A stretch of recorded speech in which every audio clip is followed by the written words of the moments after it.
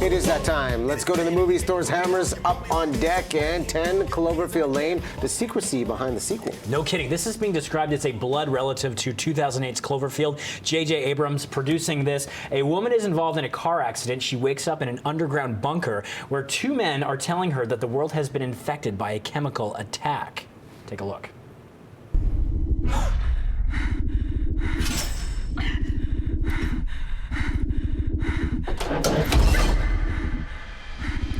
What are you gonna do to me? I'm going to keep you alive. You were in an accident, and I saved your life by bringing you here. And everyone outside of here is dead.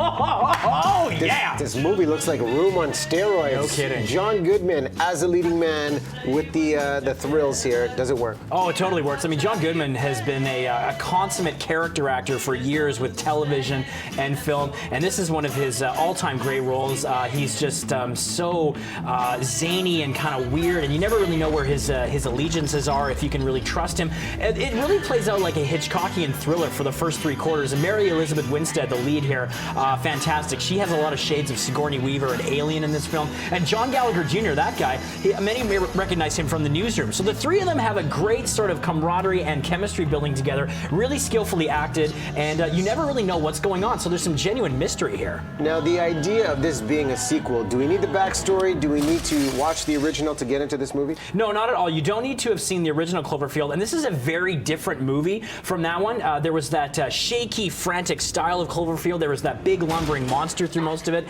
This is a much pared down version. It's more about the human drama, the character building. Now, I did feel like the thin premise got a bit stretched out at times, and they had some character building scenes that just dragged on way too much.